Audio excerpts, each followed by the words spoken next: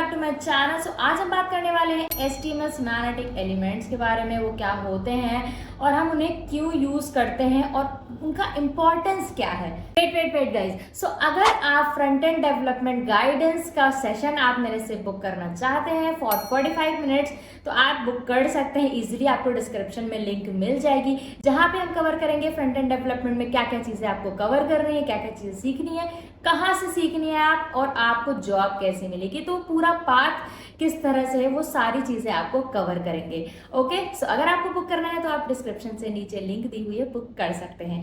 तो ये हमारा सेमेंटिक एलिमेंट होता क्या है? सो इसका मतलब होता है element plus meaning of the element. That means कि ये क्या प्रोवाइड करता है, मीनिंगफुल स्ट्रक्चर प्रोवाइड करता है फॉर वेब पेज, जिसमें क्या होता है हमारा कोई भी स्ट्रक्चर हो गया, लेट से नेविगेशन हो गया या फॉर्म हो गया, तो उससे क्या होता है कि जो भी स्ट्रक्चर होगा वो मीनिंगफुल स्ट्रक्चर होता है, उसका कुछ एलिमेंट का मीनिंग भी होता है। ओके, सो ये हमारा पहले नहीं था, ये हमारा HTML5 में आया है और ये हम HTML5 में यूज करते हैं। तो चलिए अभी एक एक करके सेमेंटिक एलिमेंट सारे देखते हैं। सो सबसे पहला हमारा जो सेमेंटिक एलिमेंट है वो है हेडर। हेडर जैसे आप कोई वेबसाइट देखते हैं उसमें टॉप में जो ऊपर आता है नेविगेशन के जस्ट ऊपर, जिसमें कि ईमेल भी लिखा होता है, नंबर भी लिखा होता है, छोटी सी पतली सी वो होती है।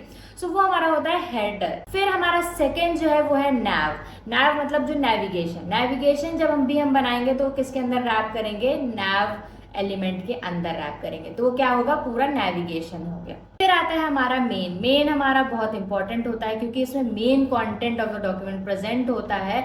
सो ये हमेशा यूज करना चाहिए। जो भी हमारा वेबसाइट का मेन कंटेंट होगा वो हमारे किसके अंदर होगा, मेन एलिमेंट के अंदर होगा। ओके, फिर आता है हमारा नेक्स्ट टेबल। टेबल अगर हमें टेबल क्रिएट करनी है तो हम टेबल एलिमेंट का यूज करेंगे और जो भी हमारा टेबल का कंटेंट होगा वो हमारा टेबल एलिमेंट के अंदर होगा। फिर आता है हमारा फॉर्म। फॉर्म अगर हमें क्रिएट करना है तो हम फॉर्म एलिमेंट का यूज करेंगे एंड हमारा फॉर्म उसी के अंदर होगा। ओके, फिर आता है हमारा आर्टिकल। आर्टिकल हमारा जैसे नाम से ही पता चल रहा है, तो आर्टिकल पहले नहीं था, पहले हम लोग डिव में नॉर्मली लिख देते थे, बट अब हमें स्पेसिफिक आर्टिकल एक अलग से एलिमेंट मिल गया है जिसमें कि जैसे ब्लॉग्स वगैरह के लिए बेसिकली यूज किया जाता है, उसमें आर्टिकल्स होते हैं। सो उससे क्या होता है, जो भी हमारा आर्टिकल का कंटेंट होगा वो हम आर्टिकल एलिमेंट के अंदर लिखेंगे, तो ये अब हमें मीनिंग अलग से प्रोवाइड कर रहा है। फिर आता है हमारा सेक्शन।